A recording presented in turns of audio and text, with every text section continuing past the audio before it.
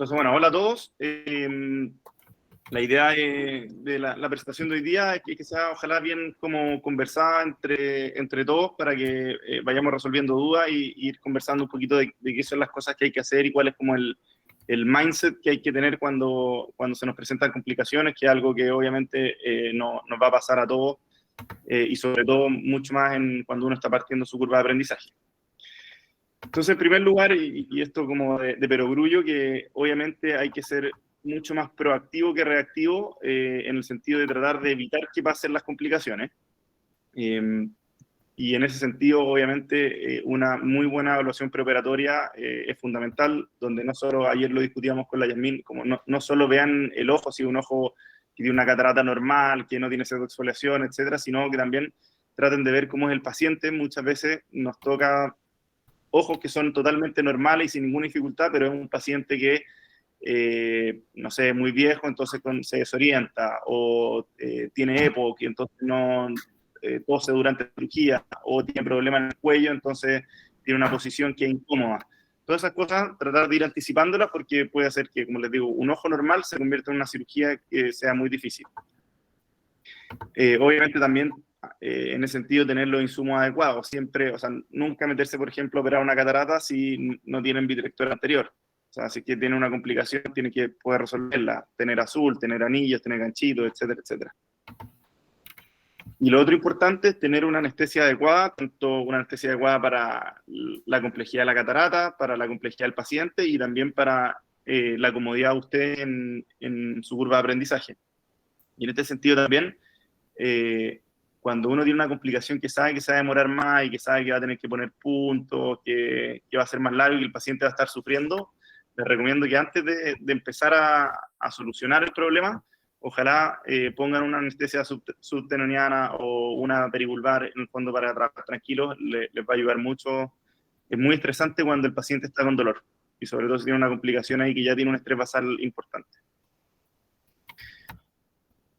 Otra cosa importante es que reconocer las complicaciones de manera temprana los va a ayudar mucho, porque si se hace poco daño, obviamente es más fácil de solucionar que cuando ya tienen lleno de vidrio en la cámara anterior mezclado con los pedazos de cristalino, etc. Si están operando y ven eso, que ahí obviamente se ve una rotura capsular posterior, eso es como de perogrullo, es súper evidente que hay una complicación, pero probablemente eso lo vean más avanzado, que sea más tarde, pero sí hay algunos signos indirectos de que puede haber una complicación, específicamente acá hablando de rotura capsular posterior. Así que no sé si está, a ver quién está, la Natia, ¿está? A ver si nos puede ayudar con algunos signos indirectos de rotura capsular.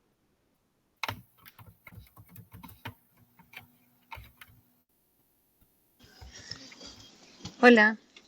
Hola. Signo indirecto de rotura capsular. O sea, bueno, no indirecto sería verla, sería directo. Claro. Que se vaya, por ejemplo, un pedacito de cristalino hacia atrás, que se pierda. Perfecto. Más que eso, o sea, porque eso también es como ya como súper evidente, pero te diría que se profundicen los pedazos, que eso ya es como más indirecto. Si se te da un pedazo para atrás, ya es como ya no hay ninguna duda, pero que de repente los pedazos los veáis más abajo. Ah, ya. ¿Qué más? Lo que a mí me ha pasado como que la pupila hace como que se dilate y se contrae, como que la cámara se tiende a profundizar como repentinamente. Perfecto, como alteraciones de la pupila, que se profundice la cámara, súper bien. ¿Algún otro? Bueno, lo otro que me ha pasado es como que los fragmentos no vienen al kit del saco. Cuando los sacas, como ir a buscar y la cosa no va. Exacto. Porque está todo el vitrio metido. Exacto, eso justamente pasa porque tenéis lleno de vitrio ahí y no, la fluídica cambia dentro del ojo, ¿cierto? Y si uno tiene lleno de vitrio también, ¿qué otras cosas pueden pasar? O sea, también puede picar la pupila, como... La pupila se puede poner discórica, ¿cierto? El vidrio en el fondo puede estar saliendo por una incisión, por la principal o por la paracentesis, y que se te ponga la pupila discórica porque está traccionando ahí el vidrio traccionando, ¿cierto? Súper. Entonces, bueno, acá Lo otro algunos igual otros es que hay también. como... ¿Sí? ¿Me escuchas? Sí, ¿o no? Sí, sí, sí. Sí se escucha. Ah, ya, lo otro es que igual hay un cambio en el rojo pupilar, como que uno está viendo un reflejo rojo pupilar y se tiende a ser un poco más opaco o cambia un poco. Sí, en general es cuando uno ve un rojo pupilar que está totalmente brillante, o sea, que lo veis así full transparente, es porque ya no tenéis cápsula. Es De- malo, sí, es Sí, malo. mira, si veis acá, ¿cachai? Como que igual la cápsula algo de reflejo te da, ¿cachai? Pero cuando ya se pone, como en este sector de acá, no sé si es mi cursor, eh, bueno, está demasiado brillante, eso es como típico de Cataract Coach, que lo dice que es malo. Entonces, bueno, como dijeron, cambio en la profundidad de la cámara, cambio en el tamaño de la pupila o de historia. Como decíamos, bueno, acá, por ejemplo, hay un paciente que tiene una válvula y hay vidrio yéndose hacia la válvula. El vidrio siempre va a seguir como el lugar de menor presión y obviamente eso va a hacer que la pupila se ponga discórica. También, como decía la Yasmín, dificultad en movilizar los fragmentos. Si los fragmentos están llenos de vidrio, no van a seguirnos al tip del FACO. También se puede perder la hermeticidad de las heridas. Si tengo vidrio metido en la herida, esa herida no va a cerrar bien. Pérdida en la eficiencia del FACO, por lo mismo que conversábamos. Si hay vidrio, nosotros sabemos que no se puede FACO-emulsificar el vidrio, y de hecho, si ustedes al revés siguen haciendo FACO ahí, lo que van a estar haciendo es aspirar con toda la fuerza del FACO, van a estar aspirando el vidrio, y eso aumenta mucho el riesgo de que se produzca un desprendimiento de retina, un desgarro. También los movimientos remotos del iris o de fragmentos al manipular las heridas. O sea, si hay heridas ahí, están los fragmentos o el iris en contacto con el vidrio, uno puede ver que está como manipulando ahí, tratando de cerrar o metiendo una espátula y se mueve un lugar que yo no estoy tocando. Eso también habla que hay vidrio ahí que yo no estoy viendo. Entonces, una vez que yo logré reconocer la complicación, acá lo más importante es mantener la calma, de perogrullo está y siempre se repite, no sacar el FACO, porque si es que nosotros sacamos el FACO, se va a aplastar la cámara y va a venir todo el vidrio hacia adelante y eso nos va a complicar. Entonces, con la otra mano, mientras mantenemos el FACO ahí, con la otra mano, o le pedimos al ayudante, o si ya son más hábiles, con su otra mano, le meten viscoelástico siempre con el vidrio, como el mensaje es trabajar con viscoelástico dispersivo, les va a funcionar mucho mejor. Meten y con eso hermetizan la cámara y logran compartimentalizar. Ese es como el objetivo, en el fondo, es de volver, estaba la membrana, que en el fondo la cápsula que separaba los dos espacios, ojalá mantener esos espacios separados, entre comillas, con viscoelástico, en el fondo, que el vidrio se quede atrás, que los fragmentos se queden arriba y que no se venga el vidrio hacia adelante. Entonces hay que poner viscoelástico, no tienen que reventar el ojo viscoelástico, pero tienen que poner viscoelástico suficiente en el fondo para lograr ese objetivo. Y una vez que logramos hacer eso, lo conversábamos con Yasmín, ahí tienen que tranquilizarse, o sea, si ya están con viscoelástico ahí y ya las presiones están compensadas dentro del ojo, eso nos da tiempo, y nos da tiempo uno para tranquilizarnos a nosotros, porque es algo, obviamente, algo estresante y algo que uno no espera. Y también les da tiempo como para hacer un buen plan, ver cómo está la situación, ver exactamente qué es lo que pasó y ir planificando cómo resolverlo. Con esto, en cuanto a las complicaciones, a diferencia de la FACO, y esto es una opinión personal, que la FACO está como súper bien normada de qué es lo que hay que hacer, como paso tras paso.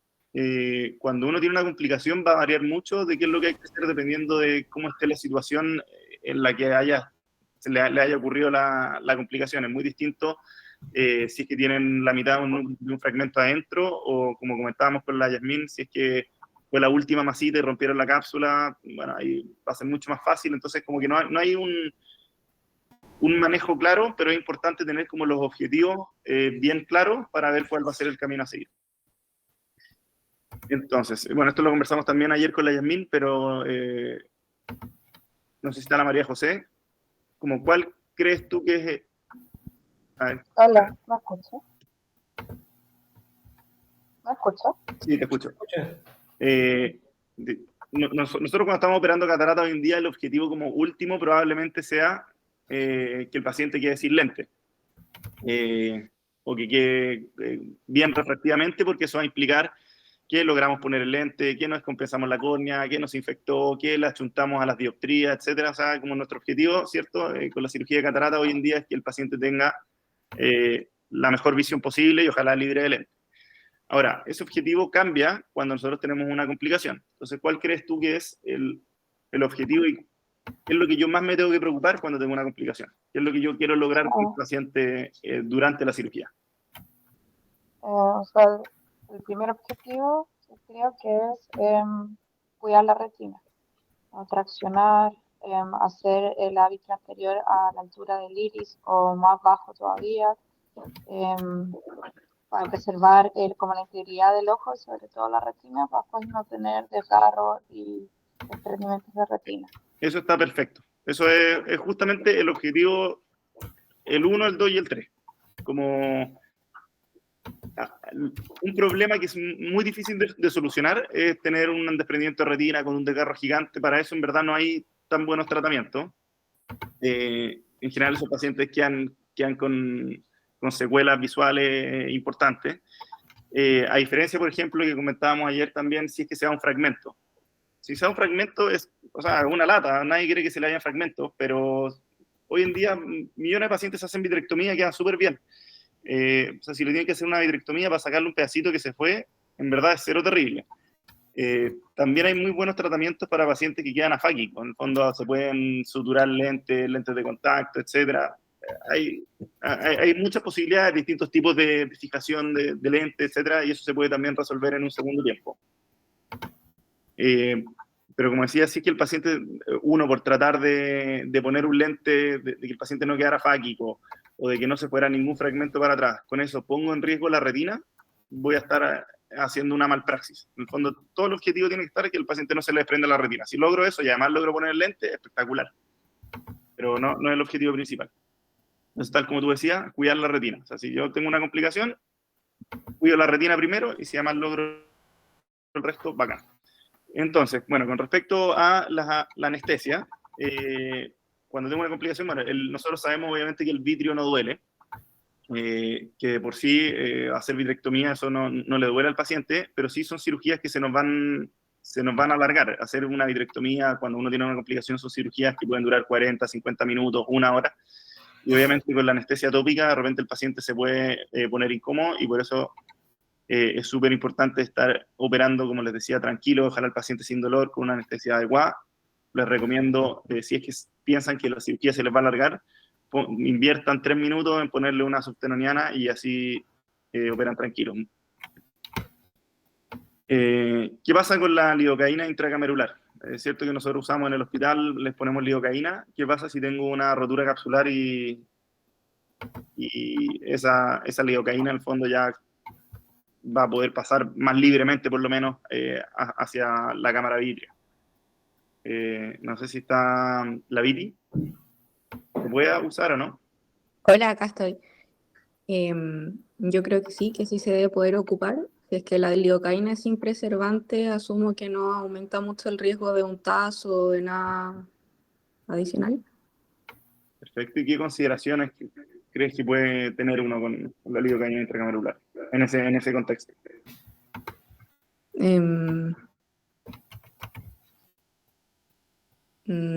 Supongo que nada, que tiene que ser un paciente que tenga la presión normal, que eso ya esté controlado, pero no se me ocurre nada aparte de eso. En general, bueno, el volumen de distribución va a ser mayor. Entonces ya la cantidad que le ponía antes voy a necesitar una mayor cantidad si es que quiero ponerle para lograr un efecto anestésico. Y lo otro, y esto es importante avisar a los pacientes, que bueno, lo que tú decías, no es tóxica, se puede usar, pero les puede generar amaurosis. Entonces es importante avisarles si es que están usando lidocaína intracamerular, es importante avisar a los pacientes que puede ser normal que tengan amaurosis, ¿ya? Para que no se asusten, ya, porque les va a anestesiar también la retina. Y como decía, un mayor volumen de distribución.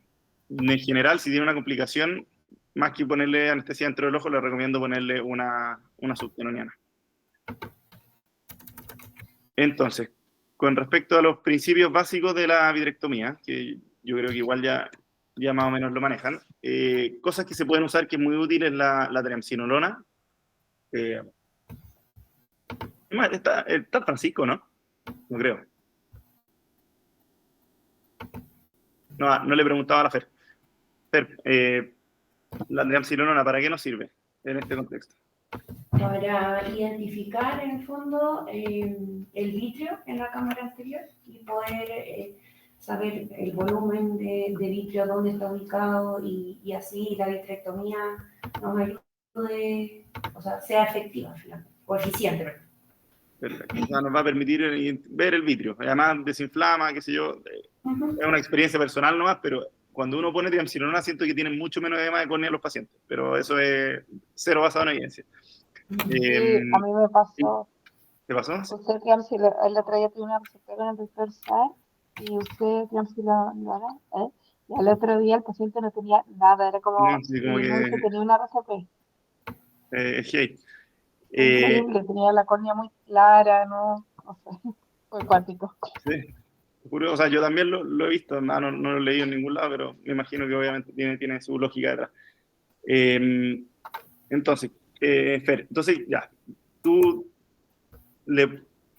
tuviste una RCP, pusiste disco elástico, ¿en qué minuto le ponís la triamcinolona?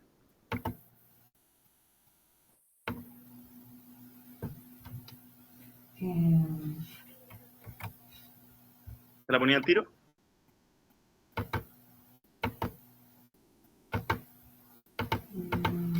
O sea, ya, en el fondo entré con el vitrector y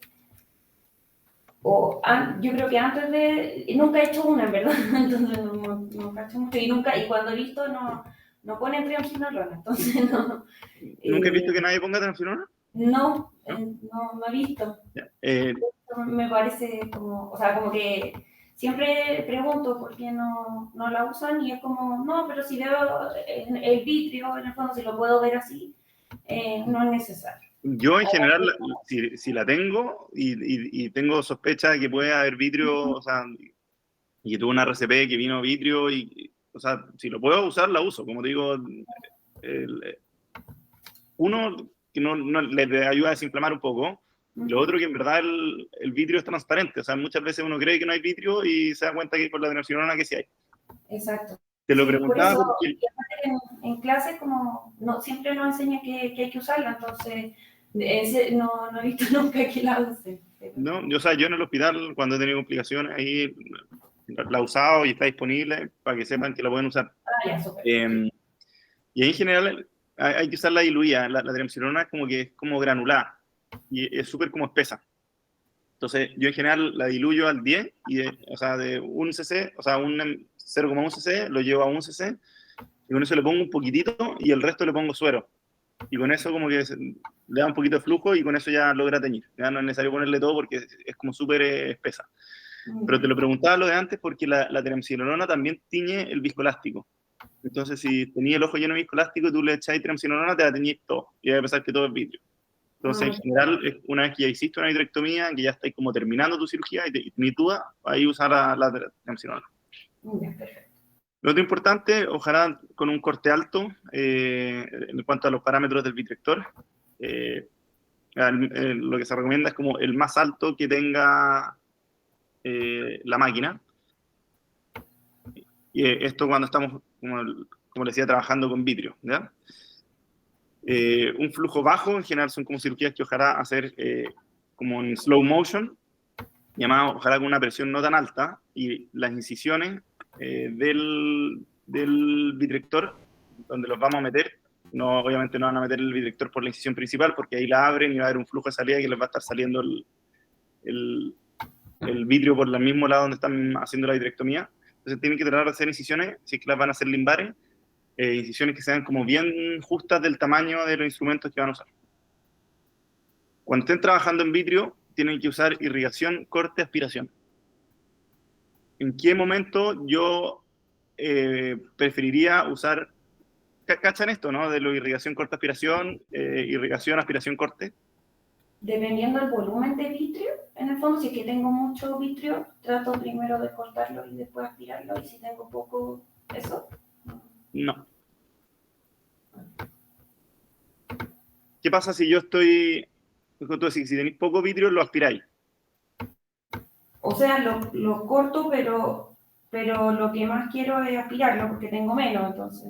Pero no es eso. No, ojo que estos son como las posiciones en las que está, no es como que Es haga lo uno que y yo hago. después el otro. En el fondo es, bueno, que va a estar irrigando, o sea, olvídate de eso, que hace corte y va aspirando. O sea, si yo me quedo en posición 2, solo voy a estar cortando. Y si estoy en posición 3, corte y aspiro. Y si al revés, si estoy en aspiración, corte, si me quedo en posición 2, solo voy a estar aspirando. Y si pongo en posición 3, voy a estar aspirando y cortando al mismo tiempo. Entonces, bueno, acá la lógica tiene que ser que siempre que yo estoy trabajando en vidrio, tengo que estar cortando, aspirando. ¿Por qué? Porque no quiero que pase ni un segundo en que yo esté solo aspirando, porque si aspiro el vidrio, se generan, como decíamos, desgarros en la retina.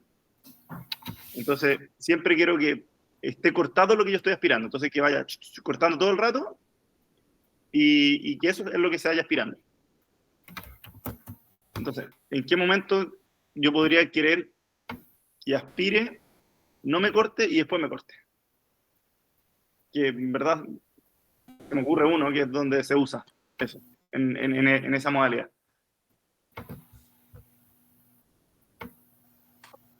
¿No? O sea, yo lo he ocupado cuando ya hago primero la vitrectomía con como irrigación, corte, aspiración, harta vitrectomía. Y después de eso, cuando me quedan puestos corticales, he tenido que cambiar como Exactamente. el setting a primero aspirar para poder tomar los puestos corticales y luego corte. Perfecto, eso es. Y en el fondo eso tiene que ser una vez que ya no tengáis vitrio dando vueltas. Ya hiciste tu buena vitrectomía que limpiaste, para que lo único que se te meta ahí cuando estés aspirando, perdón, sean las masitas y no sea vidrio el que se está metiendo ahí, porque si uno aspira vidrio, ahí se generan los desgarros. Eso. Entonces, claro, si yo estoy solo aspirando, no es buena idea estar movilizando el director por todo el ojo, sino que ir al ladito de la masita, agarrarla y después llevármela al centro y comer. Ok, entonces, bueno, los que no han visto cómo se ve la triamcinolona, ven que tiene como estos pequeños grumitos y cuando tiñe se ven así, se ve que tiñe como una hilacha, que ya marcada blanca, y ahí uno va haciendo la vitrectomía. Y acá lo que hablamos, esto acá también muchas veces quedan las masitas, entonces ahí ya me cambio de modalidad, una vez que ya limpié el vitrio, me cambio a aspiración, corte, y con eso agarro las masitas y me las termino de comer al medio. Ok, ¿qué sabemos nosotros de la Wexel? Típico, yo creo que me voy a apurar un poquitito para alcanzar a terminar la presentación.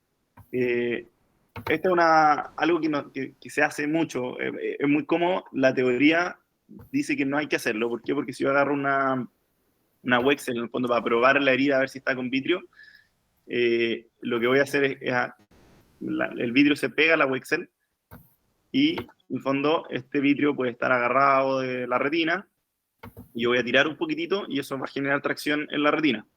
Entonces, la idea de lo que hay que hacer es primero hacer una vitrectomía, cortar en el fondo estos hilitos, estas mechas vítreas desde la base, y una vez que ya hice toda la vitrectomía bien hecha, ahí ya es más seguro ver y probar que no haya vitrio en la herida. Si hay un pedazo que se está yendo, hay que dejarlo ir a meterse con el faco a buscar pedazos ya están envueltos en vitrio, que si ya están yendo a la cámara vítrea, como les digo, es lo peor que pueden hacer, porque ahí, claro, no se les va a ir un pedazo, pero le van a aumentar el riesgo de que el paciente se le desprenda la retina, y eso está obviamente mal. Con respecto a las vitrectomías anteriores, siempre hay mucha discusión si hacerla por pars plana o limbaré. ¿Cuáles son las ventajas de hacerla por pars plana? Que tienen menor daño endotelial, porque voy a estar obviamente trabajando más lejos del endotelio.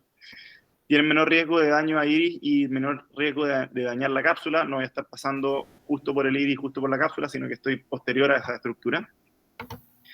Y tiene la ventaja en la fluídica, que también lo van a escuchar harto, como que voy a como dicen los gringos, como llamar el vidrio a casa, a su lugar. Voy a estar aspirando el vidrio desde la cámara vitrea, no desde la parte anterior, en el fondo. En el fondo, si yo pongo el bidirector anterior, podría estar mucho rato, porque si estoy con el bidirector anterior desde el limbo y en una posición anterior con el bidirector, puedo estar mucho rato, porque todo el rato voy a estar aspirando vidrio y se me va a estar viniendo vidrio de la cámara vitrea hacia adelante. En cambio acá, cuando estoy por pars plana y estoy bien atrás, es el vidrio ahí donde el vidrio tiene que estar.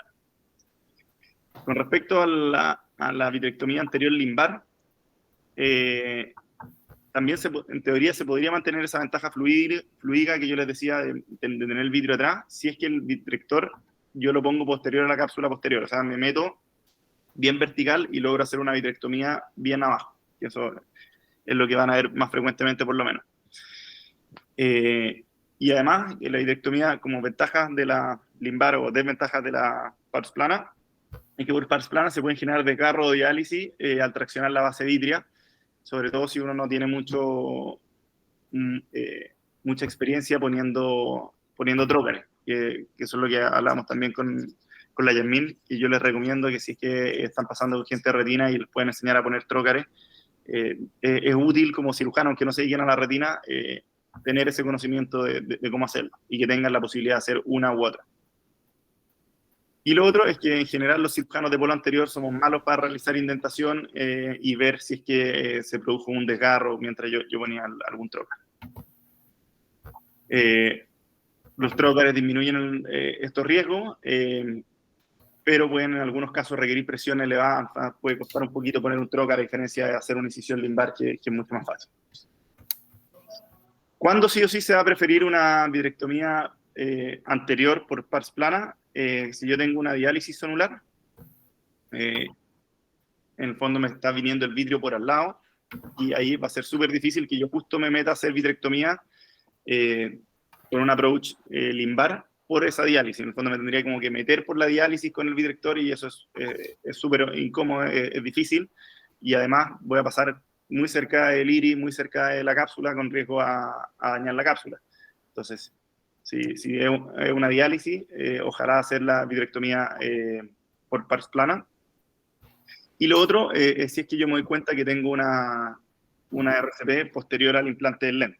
Ahí también va a ser complicado, un poquito más difícil, que con los instrumentos yo me meta por debajo del lente a hacer la vitrectomía. Es más fácil meterse directamente por detrás. Bueno, por honor al tiempo nos vamos a saltar un poquito de esto, que son como en el fondo la evidencia que comparan uno con otro. Pero básicamente hay millones de estudios de esto. La evidencia no es tan sólida porque son contextos muy distintos que comparan, pero en general, como lo que concluían es que el approach por pars plana tenía menor incidencia de desprendimiento de retina, de edema macular, de inestabilidad lente y endoftalmitis. Acá para mostrarle un poquito cómo se usa la triamcinolona. No sé si está corriendo el video, yo lo veo. ¿Se lo ven? Sí. Bueno, sí, ahí pueden ver cómo se tiñe el vidrio. Ahí es como se coloca un puerto, un trócar. Este video es del doctor Pérez, por si acá, que lo estoy usando ahí sin su consentimiento.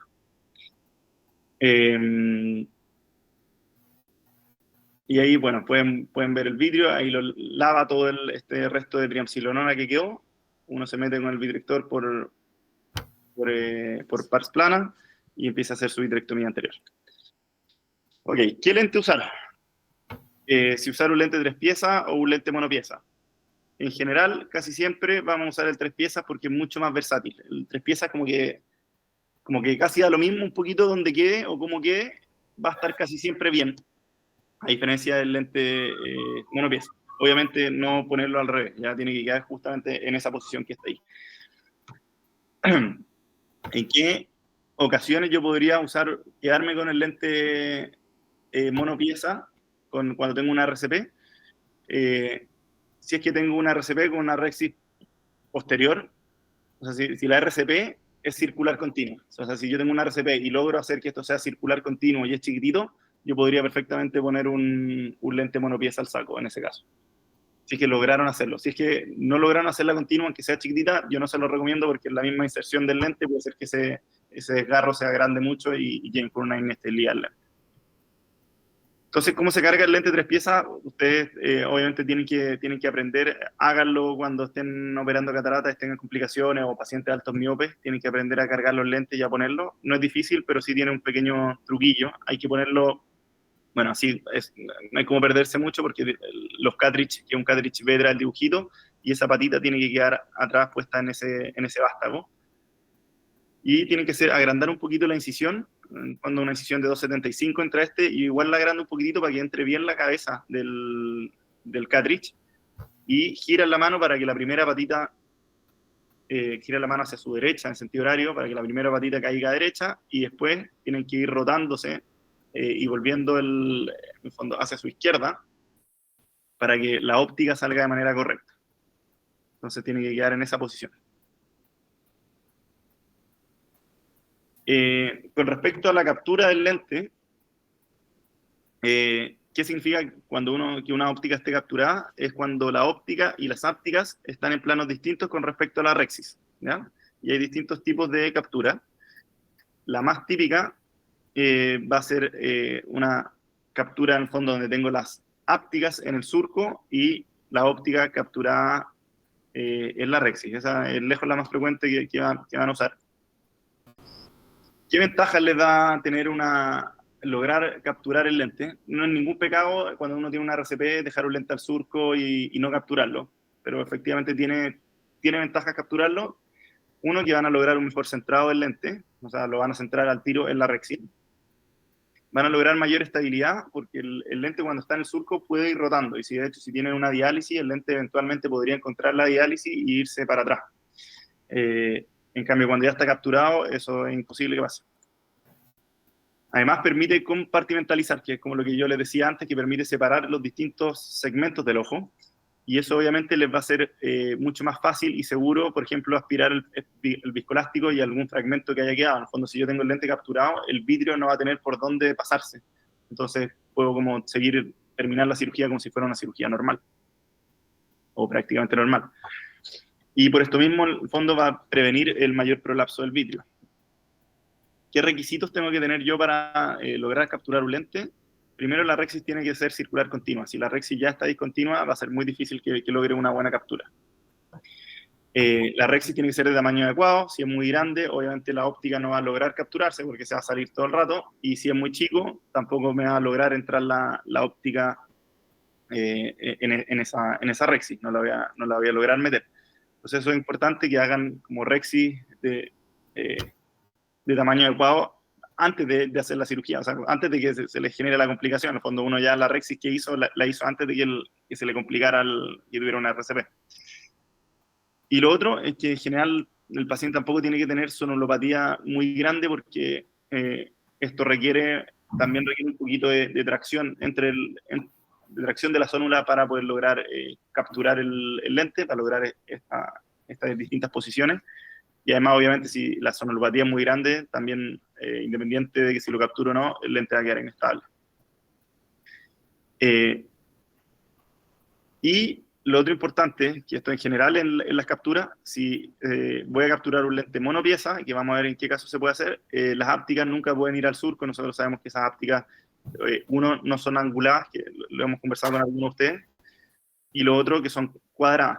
Entonces eso me va a generar roce de las ápticas con el iris y me pueden traer problemas como UGH, etc.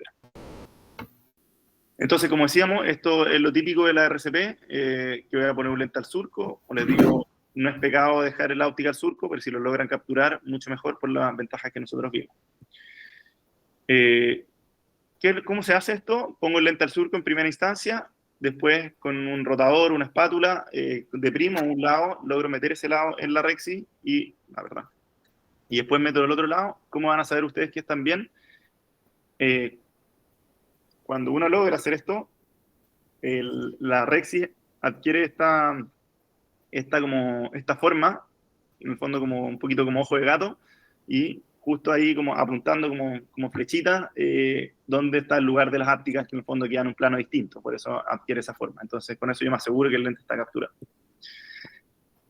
Con respecto a las ápticas al saco y la óptica capturada en la rexis posterior, esto se hace en cataratas pediátricas, o si además yo tuve una RCP y en la cual tengo la rexis anterior discontinua, pero logré hacer una rexis posterior. Ahí también podría ser una opción capturar esto. Como les digo, esto ya es más infrecuente. Acá es raro, hay gente que hace, hay videos que lo muestran, en general yo acá nunca he visto a alguien hacer una rexis posterior. Se puede, si uno es hábil, lo puede hacer y bacán, pero no es lo más frecuente. Las ápticas al surco y la óptica capturada en la membrana capsular. Membrana capsular es cuando se fusionan ambas, la cápsula anterior con la cápsula posterior, y que se puede hacer cuando estoy cambiando un lente. Y que esta es como una captura anterior, las ápticas al saco y la óptica capturada en la rexis anterior. No sé si ven ahí el dibujito, está la óptica al saco y la óptica capturada arriba.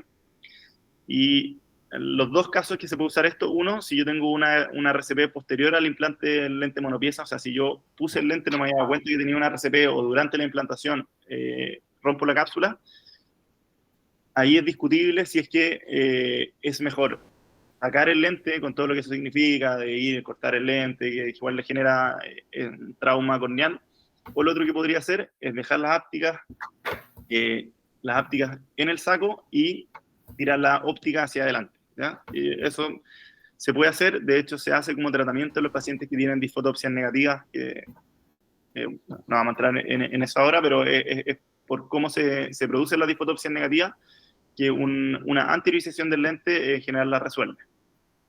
Entonces, la verdad que sería como el único caso que le diría que se puede dejar como la óptica al surco de un lente monopieza, o capturar un lente monopieza. Y ya para ir terminando, la vitrectomía no es pecado. Es normal tener complicaciones, a todos nos pasa. Lo que sí es un pecado es tener un desprendimiento de retina que pudo ser evitable. Entonces, por eso es súper importante y por eso soy súper enfático, que acá lo más importante es cuidar la retina y tratar bien al vitrio para que no tener un desgarro gigante, porque eso sí nos va a traer problemas, ¿no? Lo otro es que la falla tampoco es pecado, si es que sienten que no pueden poner el lente y prefieren que a otra persona le resuelva la falla más adelante, no hay ningún problema, digo, eso al mes y medio se puede resolver. Lo que sí es un problema es que por tratar de dejar el paciente fáquico dejen el lente lleno de vitrio y con un desprendimiento de retina. Así que eso es lo que les quería compartir. No sé si tienen alguna duda, tenemos todavía 4 minutitos. A ver si saco esto para verle las caras. Yo tengo una duda. Cuando voy a cambiarme un lente de 3 piezas, siempre se baja más o menos como 0,5, una dioptría. Porque obviamente la posición es más anterior. Pero si yo voy a capturar el lente, también tengo que hacer ese cambio de dioptría. Sí, buena pregunta. Cuando uno captura el lente queda al saco. Entonces ahí no es necesario, o sea, si tú lo lograste capturar, ese lente hay que calcularlo como si fuera al saco. Así que ahí no se cambia nada. Con respecto a eso de bajarle media dioptría, hay que tener súper harto ojo con eso, porque eso es en un rango de dioptrías. Ahí, si quieren, yo les puedo mandar una tabla, porque si son dioptrías muy bajas o muy altas, eso es distinto. Entonces, de repente tienen esta tablita en el teléfono, entonces ahí pueden saber bien. Y lo otro que en verdad se lo recomiendo más, es que más que eso, que pidan sus cálculos del lente con el cálculo del lente 3 piezas. Eso también para que lo tengan. Sí. Hola, Nathan. Hola, doctor Donoso. Sí, claro, muy buena tu presentación, ¿cómo me la iba a perder? Muchas gracias. Un honor que haya estado aquí, doctor. Siempre se aprende, hombre, siempre se aprende. No, fantástico, todos los puntos que tocaste de forma muy, muy clara y ordenada. Oye, lo único que yo puede que haya llegado un poquito tarde, quería hacer un par de énfasis que uno con la experiencia va cachando, va teniendo. Uno es que hay que detectar lo antes posible la ruptura de cápsula, que a veces no es fácil, a veces uno dice no, como que la va negando, pero mira, cuando me pareció ver un lindo gatito, como decía un profesor por ahí, es que pasa algo, ¿ah? Pasa algo y hay que detectarla lo más precozmente, hay que sospecharla lo más precozmente. Y tú hablaste de las formas de sospecharla, entiendo yo, ¿o no? Sí, de hecho estuvimos hablando como de los signos indirectos de cómo darse cuenta, pero es verdad lo que dice usted, que uno tiende como a negarlo, como que uno, como la primera reacción es decir, no, acá está todo bien, no es nada, y hay que como cambiar ahí un poquito la mentalidad.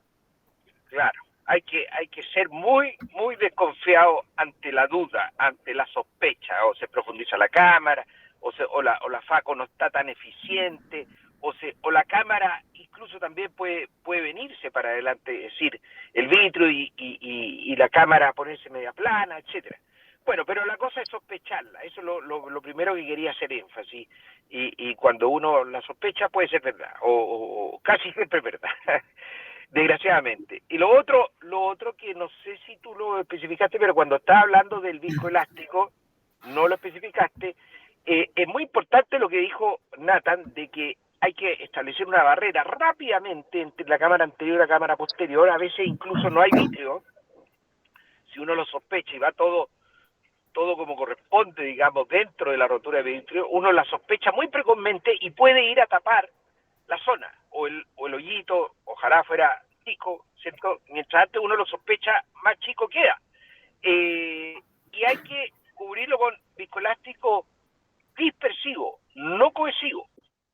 Y eso es un detalle que aprendí tarde yo, me lo enseñaron tarde, o sea, lo pensé tarde, pero es muy importante, porque de la otra forma, ya sea con vitrector o que uno empieza a aspirar con la cánula, digamos, si no hay mucho vitrio, etcétera, uno aspira al viscoelástico cohesivo. Si uno pone un cohesivo, se lo come rápidamente. Entonces, para compartimentalizar mejor, siempre en la rotura hay que ocupar un dispersivo antes de la vitrectomía. Y después, bueno, de la vitrectomía hay que comérselo con el vitrector nomás, porque es más difícil sacarlo. Pero siempre, no sé si tú lo dijiste, hay que preferir el dispersivo en esos casos. Sí, no, sí, ahí de hecho mostramos una fotito, totalmente de acuerdo, como a mí lo que me enseñaron siempre con vitrio es el viscoelástico dispersivo, y también es totalmente de acuerdo con lo que dice usted, o sea, de repente si uno logra reconocer temprano, pone viscoelástico, uno se ahorró la vitrectomía, o sea, puede ser que no haya vitrio ahí y logra terminar la cirugía y nunca salió y se ahorraron todas las complicaciones. Así es. Y lo otro que creo que es importante, sobre todo para los becados, que de repente esa maniobra no es tan fácil si uno no la ha hecho antes, como la de poner viscoelástico con la otra mano, con la mano inhábil, y algo que de repente podrían empezar a practicar en sus cataratas normales también. Bueno, no necesariamente esperen la RCP para practicar eso de lograr usar la otra mano y poner viscoelástico, lo podrían usar haciendo. Claro, tienes razón. Ahora, lo del Kenalog, es muy importante. Es muy importante. También lo empezamos a ocupar tarde porque no hay siempre, pero ante una maniobra que es viejo y usar Kenalog no hay dónde perderse. Ayuda para detectar, para ver si la vitrectomía fue completa, ayuda para hacer la avenida y también te ayuda para hacer la vitrectomía desde atrás. Y eso es muy importante. No sé si hacerla por plana es mejor, pero si uno la hace por anterior, tiene que poner el porte, la boca, digamos, del vitrector en el plano posterior al iris, de manera de llevar el vitro hacia atrás y no traerlo hacia adelante, como decía muy bien Nathan, de que no termina nunca entonces uno de sacar el vitro. Entonces, uno lo que pretende es sacar el vitro de la cámara anterior. Eso tiene que quedar libre para que no hayan sinequias en las heridas ni en las paracentesis que vayan a tirar después y producir el desgarro de desprendimiento de retina o el edema macular sigmoide. Y el último comentario, de que a veces es súper difícil poner el lente cuando hay una rotura de la rexis anterior. El lente me refiero a 3 piezas.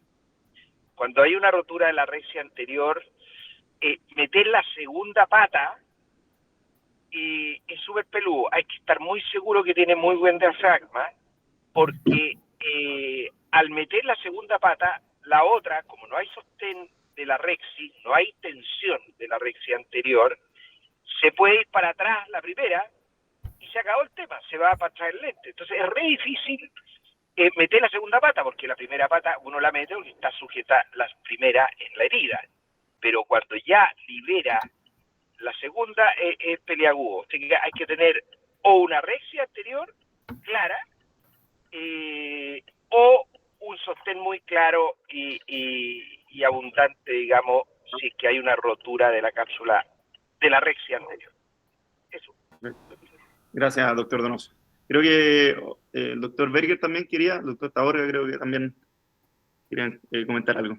Hola, sí, súper corto. Primero quería agradecerte, Nathan. Encontré muy buena tu presentación, bien dinámica y repasaste, yo diría, todos los tips importantes. También agradecerle al doctor Donoso por haberse conectado y por también sus tips. Y también recordar que aquí es importante el manejo también postoperatorio de estos casos donde hay complicaciones para prevenir, ¿cierto? Y estar siempre atento a lo que pueden haber signos de desgarro, de endoftalmitis, tratar de manejar estos pacientes con fluoroquinolonas de 4ª generación, como antibióticos, harto antiinflamatorio, a veces hasta prednisona oral puede ser necesaria, y la acetazolamida los primeros días ayuda mucho para los picos hipertensivos que pueden presentarse por los remanentes de viscoelásticos. Así que eso nomás, y gracias, Nathan, nuevamente. Gracias. Hola, Nathan. Hola, doctor. Oye, también me sumo a las felicitaciones. Me encantó y siempre es un espacio para aprender esto. Me gusta mucho el tema de las reuniones con los becados. Básicamente quedarme con lo último que dijiste, en donde normalmente cuando uno está en pleno aprendizaje y tiene una complicación, lo único que uno quiere es cerrar e irse. Como poner el lente, cerrar e irse.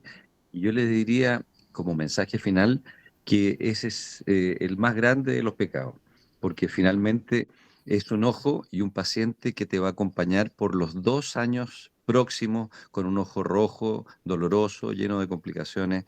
En cambio, cuando ustedes tratan bien el vitrio, efectivamente, tal como se ha indicado acá, y les queda claro de que con el uso de todas las herramientas que tenemos, no solo del viscoelástico, sino finalmente también de la acetilcolina o el carbacol, para efectivamente tener claro de que hay una miosis regular, una pupila central redonda, y no que a veces cuando uno no tiene triamcinolona para poder detectar el vitrio, uno a veces ve pequeñas muescas en el iris que indican claramente que hay bridas, en que uno con las maniobras adecuadas de Castroviejo por ambas paracentesis, uno puede ir liberando e ir terminando con vitrectomía. Cuando tú no te quedan los síndromes de bridas vítreas, o con estas bridas enganchadas en las heridas, ¿no es cierto? La verdad es que termina siendo un ojo calmo, un ojo blanco, tranquilo, con un muy buen postoperatorio y con un paciente que normalmente es un paciente muy agradecido, a pesar de lo que la angustia que uno vivió ahí. Entonces, dense el tiempo de no cerrar y querer irse, sino que denle todo el tiempo necesario a tratar y el bien de buena forma el vitrio para que, porque si no, lo que no destinen ahí es un paciente que los va a acompañar, como les digo, con un ojo rojo todo durante años. Eso es una cosa. Y lo otro ya es una pregunta a Nathan. Eh, Normalmente en la postura del lente de 3 piezas, en este cartridge B, que es un cartridge más grande y por lo tanto por eso uno amplía un poquito, eh, no es infrecuente que la primera pata, se quiebre dentro del cartridge, se fractura y entra la primera pata en un ángulo que no corresponde porque está doblada. Y eso lo que hace es justamente favorecer el descentrado del lente. Eh,